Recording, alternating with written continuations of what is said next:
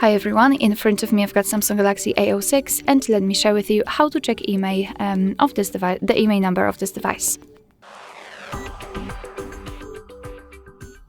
So in this video I'll show you two different ways of checking the IMEI number. The first one requires entering the secret code. So let's open the dialer and in the keypad let's enter *##06#. And as you can see, thanks to this code we are provided with both IMEI numbers of this device, so let's tap on OK. And now another way through the settings, so let's open the settings first of all.